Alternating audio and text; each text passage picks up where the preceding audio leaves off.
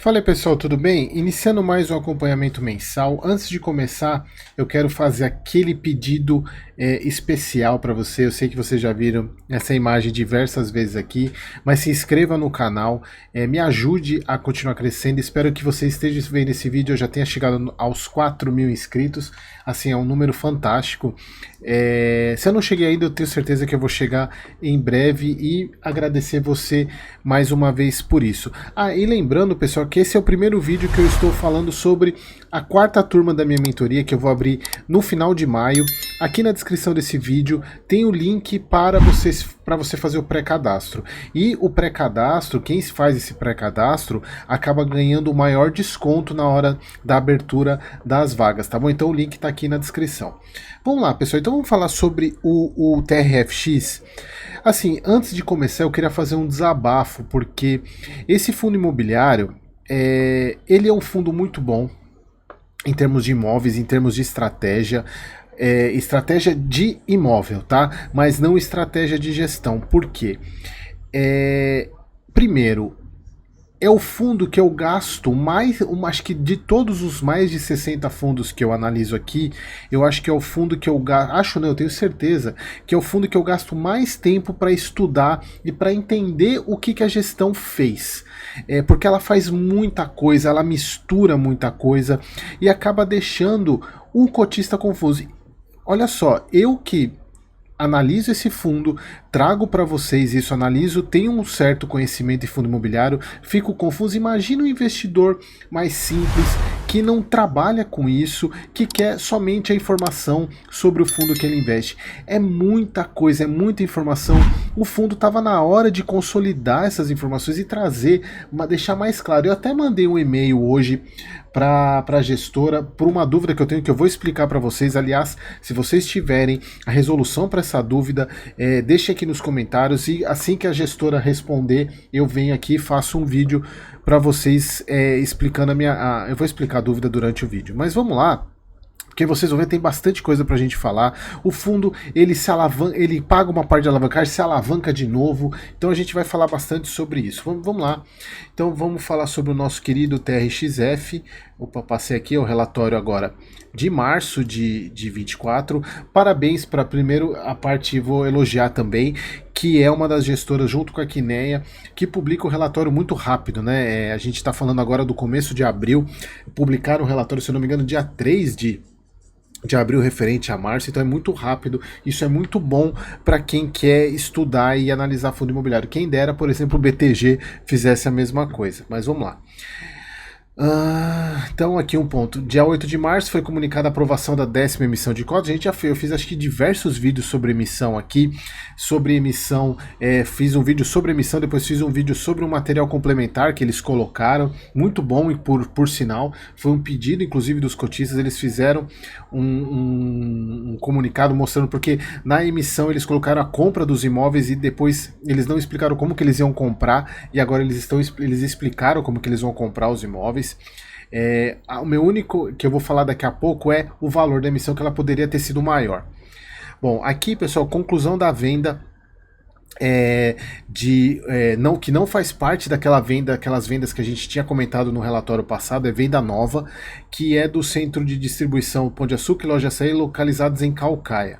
Valor da transação de 131 milhões, o fundo recebeu na data de pagamento 81 milhões, sendo 30 milhões que é para o fundo, e os outros 51 milhões refere-se ao saldo do CRI que foi assumido pelo comprador, aquele CRI que foi criado o mês passado, CRI de 190 milhões, 181 milhões, que era para melhoria dos imóveis, acho que era do Leroy, se eu não me engano, de alguns imóveis. Então eles fizeram isso aí, inclusive eu até comentei sobre essa alavancagem mês passado, então eles usaram 51 para reduzir esse CRI. Então o saldo no valor de 50 milhões será recebido e o saldo, né, para completar os 131 milhões em 3 parcelas semestrais, que é esse fato relevante aqui, né, de 131 milhões, 81 milhões que foi recebido dividido em 30 milhões, que é o dinheiro para o fundo que de fato gerou o lucro, e o CRI que financiou a aquisição desse imóvel de 51 milhões, que eu até mostro para vocês daqui a pouco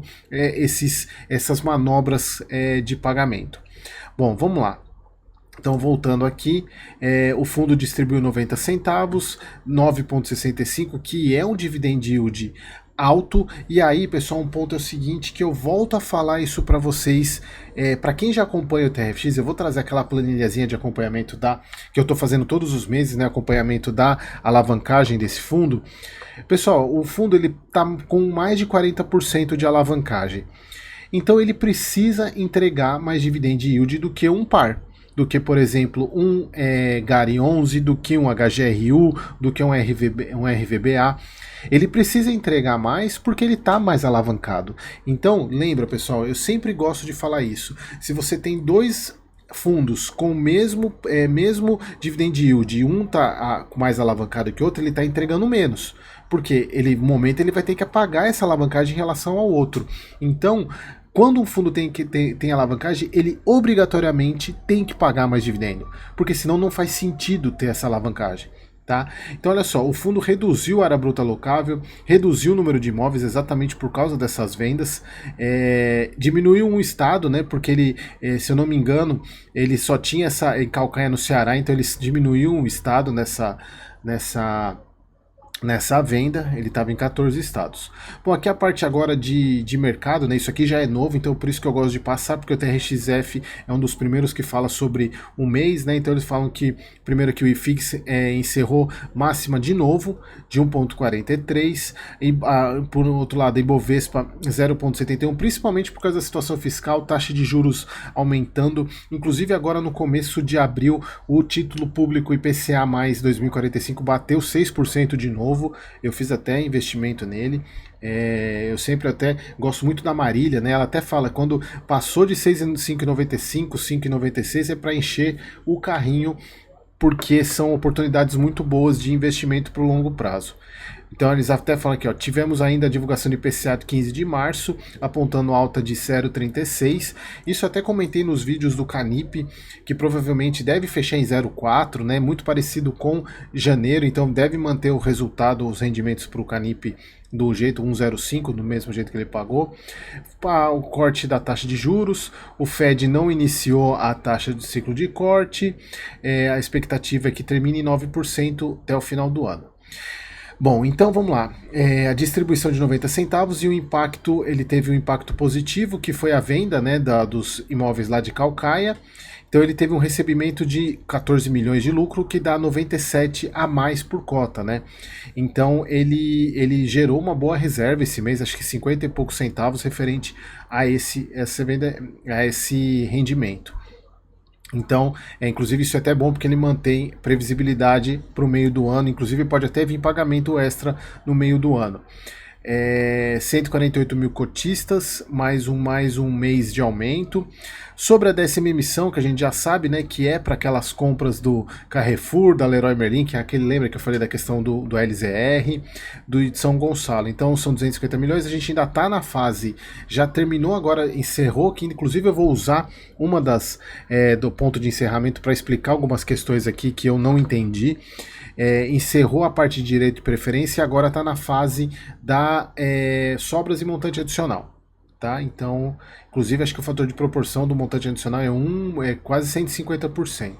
Então, aqui a situação de como vai ficar o fundo, de como ele ficou, para onde ele vai, isso aqui a gente já falou bastante. E aqui, pessoal, mais uma alavancagem. Esse é o outro ponto que eu não consigo entender o que a gestão do TRXF faz. Fizeram uma dívida mês passado, já pegaram uma parte dela, fizeram mais uma para outros imóveis aqui, eles colocam para investimentos na aquisição e desenvolvimento de Jundiaí, Carrefour Jabaquara, do pacote Mateus, um CRI de 10 anos, do mês passado era de 15, e agora é 115, e no mês passado era 180, se eu não me engano. O problema é o seguinte, IPCA mais 7,8. Aqui, pessoal, olha só, é porque se vocês quiserem saber, eles não mostram aqui, é só vocês clicarem aqui que vocês vão abrir o site da securitizadora e vai lá mostrar qual é a mesma taxa.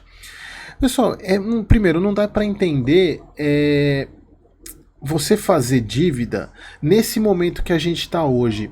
por mais que a gente pareça estar numa situação tranquila, mas não estamos. A gente tem guerra na Ucrânia, agora acabou de sair essa situação fiscal do Brasil aí.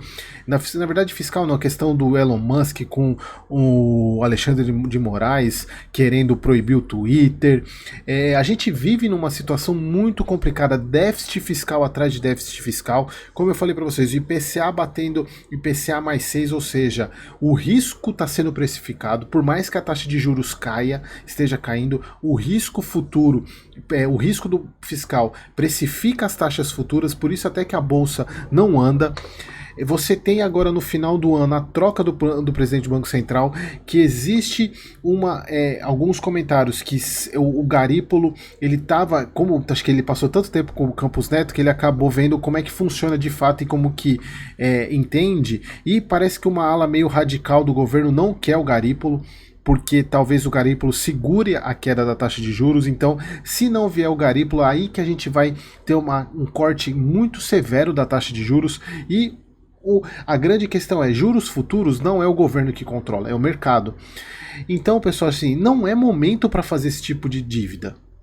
E não é o momento, ainda mais no meio de uma emissão. Por isso que eu falo para vocês o quanto que, esse é um dos motivos que eu falo, o quanto que o TRXF, ele complica as coisas. Ele não precisava complicar as coisas desse jeito. Ele no meio de uma emissão, ele captou dinheiro 2 vezes. Um de 190 e agora 115 milhões. Não dá para entender. Por que ele não faz uma emissão, em vez de fazer uma emissão de 250, faz uma emissão de 1 bi? Ou de 600, 700 milhões, coloca uma taxa. E aí, a gente até discutiu, eu tive uma discussão que eu digo produtiva, né, com um inscrito aqui no canal, ou agora eu não lembro se foi no inscrito ou se foi lá no grupo do WhatsApp, sobre essa questão de taxa, porque eu sempre falo do AFHI, e inclusive foi no vídeo do AFHI que eu comento essa questão de que se o fundo quiser crescer, ele vai precisar em algum momento cobrar taxa, embora eu prefira que ele continue daquele jeito. E aí essa pessoa falou, dá a impressão que você está querendo que ele cobre taxa. Pessoal, a questão é a seguinte, em alguns momentos a gente vê a própria emissão do BTG, a própria emissão, qual foi a última? Do HSML, emissão do RZTR, emissões que as taxas foram altas e foram um sucesso, porque você coloca um batalhão de assessor para divulgar e para vender essa emissão para você. Então, por que o fundo não cobrou? Porque nessa emissão, eu até parabenizei, porque foi uma taxa baixa, porém foi uma emissão restrita. Por que não faz uma emissão pública, com fase pública, permitindo a entrada forte de institucional, cobra uma taxa um pouco maior, que seja 2,5%, e capta 600, 700 milhões e zera tudo isso. Eu até fiz uma comparação, esse fundo ele tá parecendo um castelo de cartas. A hora que uma carta cair, tudo desaba. Por isso que eu falo, pessoal, assim, eu não quero ser o profeta do caos. E a gente vai discutir um pouco sobre isso, inclusive incluindo a alavancagem do TRFXB. É um fundo muito alavancado. Eu até poderia usar a thumb que eu usei no mês passado, que eu coloquei no texto. Quando a gente tem uma dívida, a gente tem que torcer para tudo dar certo. E quando eu falo isso, o fundo, como eu falei, ele parece um castelo de cartas. Se uma carta cair, desaba tudo. Então existe uma grande chance, como eu falei, eu não quero ser o profeta do caos, mas existe uma grande chance de dar zebra nesse fundo, por causa dessa alavancagem. Então, eu fico de fora. Eu vejo muitas pessoas participando, inclusive, de emissão, gostam muito do fundo. Inclusive, tem até um grande analista que eu sigo, até no grupo fechado, ele não recomenda porque ele tem algumas opções, mas ele poderia recomendar compra. Pessoal, assim, eu tenho, para compensar essa alavancagem, ele teria que pagar muito mais. Então, assim, eu não vejo. E até vocês vão ver na questão do demonstrativo de resultado, vai ficar mais fácil de vocês entenderem o porquê da minha preocupação. E sem contar de fazer dívida IPCA mais 7, dívida extremamente cara, comparada com as próprias dívidas que ele tem, IPCA mais 5, se a gente pegar outros fundos IPCA mais 5, IPCA mais 6, pô, eu vim com IPCA mais 7, não tem muito sentido, e um CRI curto, né, de 10 anos, é muito pouco. Bom, a gente continua aqui, vocês vão ver. E aqui, pessoal, olha só, aqui que é um dos pontos que eu queria comentar, antes da gente continuar lá embaixo, o fundo, eu já vou falar da alavancagem dele para voltar aqui no caixa para vocês na parte de resultado. Olha só, eu já vou, isso aqui eu vou, daqui a pouco eu vou explorar mais. Mas olha só, o fundo ele tem necessidade de 51 milhões de caixa para pagamento das dívidas durante esses próximos 12 meses. Olha só, pessoal, se a gente for ver aqui no próprio resultado do fundo, se a gente pegar nos últimos 12 meses, ele gera 158 milhões de resultado operacional e distribui 155. Então, olha só, um terço desse resultado operacional é para pagar aquilo, para pagar a necessidade de pagamento de dívida. Isso numa situação normal. Isso pode mudar e ele está muito apertado. Por isso que eu volto a falar, ele está muito apertado com essa alavancagem e que eu vejo totalmente desnecessária para o momento. Obviamente que ele entende, o fundo, a gestão entende que são bons ativos, mas eu não questiono o fim da alavancagem, sim como ela está sendo feita e como os imóveis estão sendo comprados. Não precisava fazer CRI, por que não faz uma emissão maior? Isso que eu não consigo entender, porque, pessoal, a emissão é custo zero pro fundo, é dinheiro. É o dinheiro mais barato que o fundo vai conseguir, que é o cotista investindo no fundo. Ele não cobra juros. Olha só, esse é o tipo de coisa que me faz ter um pé muito atrás com o TRXF. Bom, aqui a questão dos dividendos, né? Provavelmente eles devem aumentar com aquela perspectiva da emissão de passar para 1,01. Bom, voltando aqui. Então, aqui a parte de aumentou um pouco o TRXB, né? Contrato basicamente atípico, típico, essa parte aqui vai mudar, então nem vou perder muito tempo aqui, porque vai mudar tudo depois da emissão, com essas compras e vendas, é tanta coisa que o fundo está fazendo, vai diminuir, acho que o ponto mais importante disso tudo é que vai diminuir essa concentração da açaí, que é uma das principais reclamações que os cotistas têm há muito tempo, que é a concentração em um único inquilino, então isso vai diminuir bastante com essa emissão. E aí, pessoal, vamos lá. Agora vamos falar dessa coisa aqui. Primeiro, eu vou trazer a planilha do Excel atualizada para vocês para mostrar que a alavancagem do TRXF não é 34, é muito maior com isso, porque ele continua sem incluir a alavancagem do TRXB. E aqui, pessoal, o primeiro ponto que eu quero trazer para vocês é o seguinte.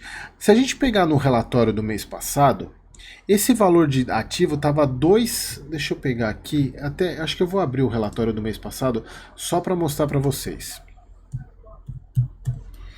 Olha só, pessoal, eu vou até colocar aqui do lado para ficar mais, dá para vocês verem aqui como que tá essa situação. Deixa eu descer lá, esse aqui é o relatório do mês passado. Aqui, ó. O total investido do fundo no mês passado estava 2 bi 378. Foi para 2.736, aumentou praticamente 350 milhões. Tá? 350 milhões, vou até diminuir aqui. E aí eu fiquei pensando, da onde que veio esse valor? Aí eles colocaram aqui, ó. Aqui a parte da alavancagem, eles têm, ó, 2 asteriscos aqui, ó.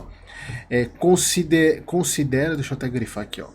Considera o volume captado no direito de preferência da 10ª emissão. E aí eu fiquei pensando, peraí, aumentou 300 milhões, 300 e poucos milhões, a emissão é 250.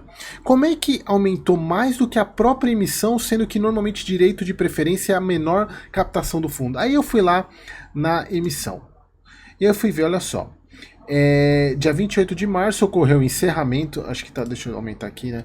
Ocorreu o encerramento do período de exercício de direito de preferência da subscrição das 10ª cota. Em 1º de abril, ocorreu o encerramento do período de exercício da 10ª junta escrituradora. Olha só. Até o momento, foram subscritas e integralizadas 905.185 cotas, equivalente a 98.837. Pô, cadê essa diferença? E aí, deixa eu abrir o Excel aqui para mostrar para vocês. Olha só aqui. Então aqui, ó, depois eu volto aqui e eu vou comentar um pouco mais sobre a dívida, daqui a pouco a gente fala sobre ela. Deixa eu aumentar aqui. Esses 2.736. Então tem uma diferença para o mês passado de 358 milhões. Subscreveu 98 milhões. Se a gente for legal e considerar aqueles 30 milhões do Caucaia, ainda falta 229 milhões. Da onde que veio esse valor? E aí a gente volta lá para o relatório gerencial, tem um aumento colossal de caixa. Da onde que veio isso? Teve, assim, isso tá muito nítido que foi venda, mas eu não sei se teve alguma venda que não entrou, não teve fato relevante. Perguntei para a gestora, esse é um dos pontos que eu perguntei para a gestora, estou esperando a resposta. Se alguém souber me explicar e me ajudar, eu fico, porque assim, pessoal, pode estar na minha cara e eu não tô vendo, tô sendo bem sincero com vocês, porque eu debati tanto com esse fundo, estudando, que uma hora a cabeça frita. Então eu até podia ter esperado a gestora responder para eu poder gravar para vocês, mas vai que ela demora, por exemplo, aquele do fundo do CPTI, até hoje a capitana não respondeu. Então vai que até a gestora demora para responder e eu fico esperando para gravar. Então se alguém souber me ajudar a responder, fique à vontade. Se eu conseguir descobrir isso até eu volto e gravo, faço um complemento desse vídeo e gravo para vocês. Mas a questão não está justificando qual foi o aumento desse ativo. Nenhum. E o pior, aumentando esse ativo, você aumentou a alavancagem do fundo. Quer ver? Vamos voltar lá para o nosso acompanhamento da alavancagem. Então, é um relatório que eu estou fazendo desde janeiro, para vocês, para explicar como é que eu faço essa alavancagem. Eu pego primeiro o quanto que o TRXF tem dentro do TRXB. Ele tem 96% das cotas do TRXB, então é praticamente dele. Né? Então eu vou lá, pego o valor de mercado do TRXB e multiplico pela quantidade de cotas, eu tenho o valor da parte do ativo do TRXF que corresponde ao TRXB, que é isso daqui, ó. Se a gente for pegar aqui no patrimônio, corresponde a esses 30% aqui, ó. É isso aqui, ó. É aquele valor que está lá, valor de mercado do TRX. Cadê? Do TRXB dentro do TRXF. Bom, como é que eu chego, qual é o valor do ativo somado dos dois? Primeiro, eu pego lá no informe mensal. Se vocês quiserem, voltem lá no vídeo de janeiro, eu mostro. É só vocês entrarem lá no Status Invest ou no Clube FI, entrem lá no TRXB11 e peguem o último informe mensal, vocês vão ver qual é o valor do ativo dele. O ativo nesse caso é disponibilidade mais imóvel, tá? Então dá 800, por exemplo, nesse caso aqui, janeiro, eu estou pegando janeiro. Pego o valor do ativo do total investido do TRXF. E aí, pessoal, aqui é um ponto que eu já vi algumas pessoas confundindo isso e não descontando esse valor de mercado do valor do ativo do TRXF. Por que que precisa descontar? Porque dentro do total investido do TRXF tá esse valor aqui. Então você precisa descontar para poder ter análise real. Então você tem que descontar esse valor, então o total aqui dá esse. Aí é só você pegar qual é o passivo do TRXB lá no próprio informe mensal, que é a parte de contas, obrigações de securitização e outras contas a pagar, tem que descontar taxa de administração e os rendimentos a pagar, obviamente, e o passivo do TRXF. Só você multiplicar e aí você faz a relação entre um e outro. Então, se a gente pegar lá janeiro, ele estava com uma alavancagem de 20 e pouco, foi para 40. Fevereiro, essa alavancagem foi para 50. E março, ela continua muito alta, mesmo com essa possível aumento do ativo, que a gente não sabe o que é. Eles aumentaram o ativo e ainda assim a alavancagem aumentou. Por quê? Primeiro, teve um aumento grande do valor da cota do TRXB. E aí, se você tem um aumento grande do valor da cota do TRXB, é menos ativo que você tem que tirar uma maior parte aqui. Mas é assim, se a gente for pegar 480 para o mês passado, 423 dá 60 milhões, é pouca coisa, tá? Porque aqui eu peguei a cota de atual que provavelmente não está representada no relatório, esse valor de cota. Tá? Então o valor de mercado do TRXB no TRXF é 480. Peguei lá o ativo no último informe mensal de março do TRXB. Peguei esses 2.300, 2.700, que aí eu não sei de onde que veio. Sinceramente, até porque se for menor, a alavancagem é maior ainda. Né? Porque você está fazendo uma alavancagem sobre um ativo menor. Tá? Aí eu faço a subtração, então o total de ativo TRXB mais TRXF, subtraindo o valor de dentro do TRXB no TRXF, dá 3.114. Valor do passivo do TRXB, 515, e o valor do ativo agora é 913, se a gente pegar lá no relatório, é 913. E aí eu tentei entender o que são esses 913, né? Que é aqui, ó, 953, desculpa, 953, aqui 953. Na verdade é o seguinte, o valor, eu até deixei um comentário aqui, né? Ó, é o valor de fevereiro. É que se eu passar o mouse ele sai, né? É o valor de fevereiro, mais o novo... Então, é o valor que tinha no mês passado, mais o novo CRI de 115, menos aquele pagamento que ele fez pela venda do Caucaia. Dá um pouco de diferença, pessoal, porque tem sempre a correção, mas dá mais ou menos esse valor aqui de 953. E aí, a gente soma o valor dos dois passivos, 40, em relação ao ativo, 47%. Então, se esse valor, que eu não sei de onde veio, for menor, a alavancagem ainda é maior, mas a alavancagem continua muito alta, continua 47%. Olha só, pessoal, por isso que eu falo que é um castelo de cartas. Se uma carta desabar, sabe aquele castelo que você monta e tira uma carta, cai tudo? Então eu vejo o TRXF hoje muito frágil, e aí eu preciso só entender da onde que veio isso. Essa é a dúvida que eu tenho, que eu mandei para a gestora, estou esperando a resposta. Até para mostrar da onde que veio esses... se a gente pegar no relatório do mês passado, cadê ele? Aqui, ó. Se a gente pegar no relatório do mês passado, tinha 140 milhões de caixa de disponibilidade, aumentou para 325. Da onde que veio esses valores, gente? Eu sinceramente eu não sei. Se alguém souber me explicar, por favor. Eu até entrei num grupo do Telegram aqui de investidores do TRXF e ainda não tive resposta, né? Vamos ver se eles até tem um aqui, com as vendas e as alavancagens das vendas, os compradores pegaram para eles. Não consegui entender ainda, mas é isso. Vamos esperar a resposta. Tendo a resposta, pessoal, é o que eu tenho falado para vocês. Pode estar na minha cara e eu não vi isso, mas de qualquer maneira, o fundo, se a gente considerando esses valores reais aqui, que devem ser reais, a alavancagem ainda está nesse valor de 47%, tá? E aqui o grande problema, né, que eu falei para vocês, dos 51 milhões de disponibilidade que eles precisam para pagar. E aqui, pessoal, só para vocês verem por que eu tô falando disso, né, daquele IPCA caro de 7%. Se a gente abrir esse aqui, ó, deixa eu só abrir para vocês, olha só a taxa dos CRIs normais deles aqui, que ele tem 5,75, vamos pegar outra aqui, ó, 5%, IPCA mais 5%, IPCA mais 5% também. Mas eu acho que eu tô abrindo, não tá. Eu acho que eu tô abrindo, não tá abrindo a janela, deixa eu ver. Ah, não, tá abrindo sim. Aqui, ó, tá, ó, PCA mais 5,75. Deixa eu abrir só pra não dizer que eu tô mentindo. Deixa eu pegar o CRI aqui, pegar ele pra vocês, do valor dessa alavancagem aqui, ó. Série aqui, ó, vamos pegar aqui, ó. Aqui, ó, IPCA mais 7,8, tá vendo? IPCA mais 7,8. É a mesma coisa dos outros. Vou pegar só a série 3 para vocês verem, ó. IPCA mais 7,8. Então 2% a mais de taxa é muita coisa, né? É muita coisa.